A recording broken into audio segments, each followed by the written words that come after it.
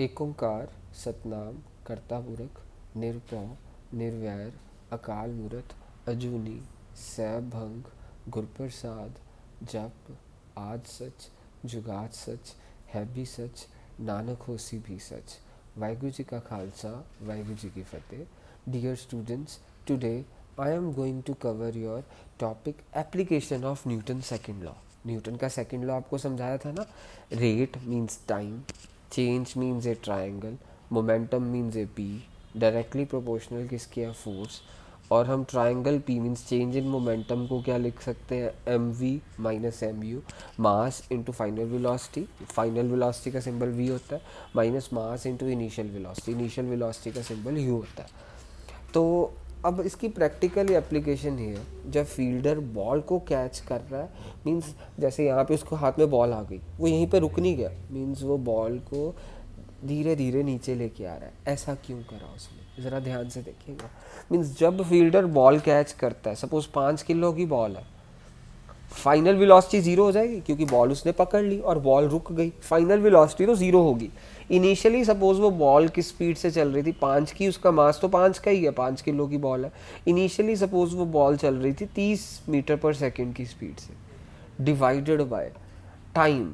अगर तो उसने मीन्स ये फट मीन्स यहाँ पे बॉल को पकड़ लिया, मीन्स ये मोमेंटम में चेंज का जो सा टाइम होगा वो टाइम बहुत कम होगा।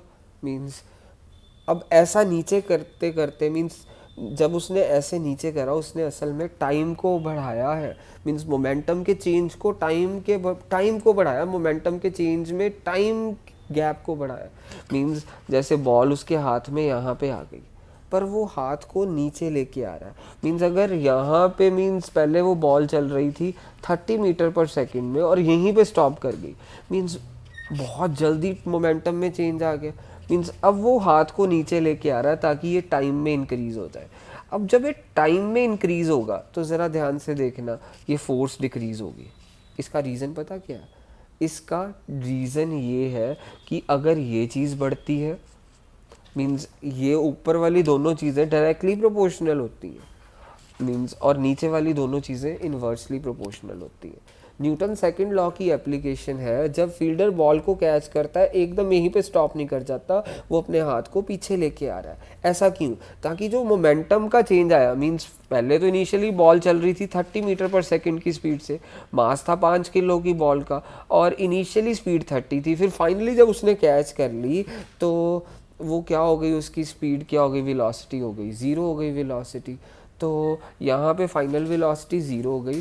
तो इसने बेसिकली करा क्या है, टाइम को बढ़ाया है। बेसिकली इस बंदे ने टाइम को इंक्रीज़ करा। जब टाइम इंक्रीज़ होगा तो ये फोर्स कम होगी।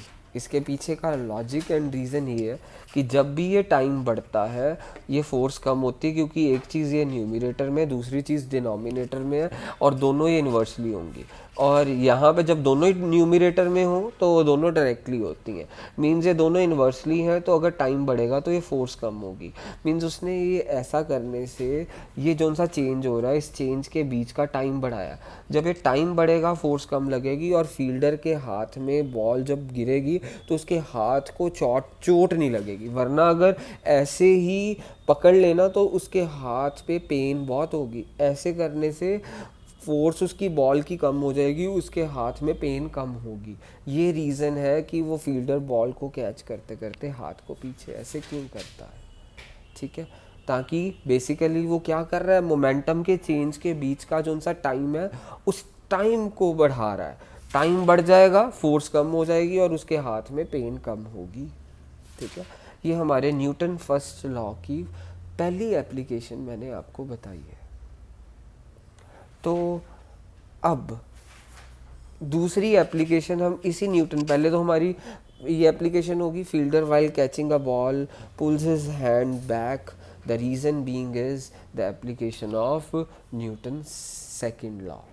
ठीक है, तो अब हम न्यूटन सेकंड लॉ की अगली एप्लीकेशन करने वाले हैं।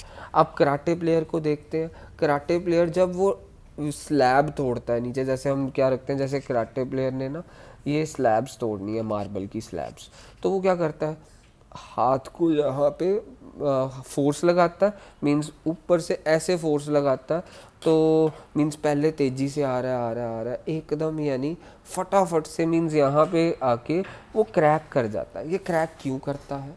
कराटे जैसे आइस की वो लेयर्स भी क्रैक कर देते हैं कराटे प्लेयर, मार्बल की लेयर्स भी क्रैक कर देते हैं। हाथ ऐसे फटाफट लेके आते हैं, मीन्स ऐसे फटाफट, फिर एकदम, मीन्स ऐसा क्यों टूटता क्यों है?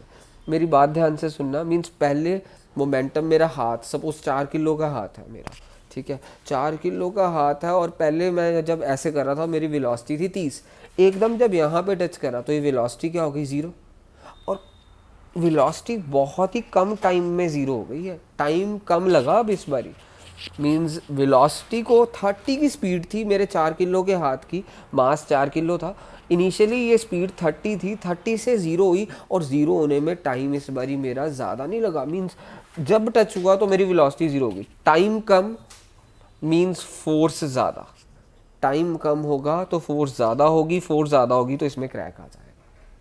और वो क्रैक जो सा बॉलर बॉल को कैच करता है, मीन्स वो बॉल को ऐसे ऐसे इसलिए कर रहा है ताकि जो सा इस, यानी मोमेंटम, यानी 30 की स्पीड से बॉल चल रही थी, 0 की स्पीड में बॉल आ गई, वो जो सा टाइम, वो को टाइम को बढ़ा देता उस सिचुएशन में। मींस मोमेंटम के चेंज होने के बीच का टाइम ऐसे नीचे कर करके वो बढ़ा रहा है, ताकि तो टाइम बढ़ेगा तो फोर्स कम होगी उस सिचुएशन में, और उसके हाथ में चोट कम लगेगी। बट अब हमारे पास ये सीन कौन सा है? कराटे प्लेयर वाला। कराटे प्लेयर जैसे 4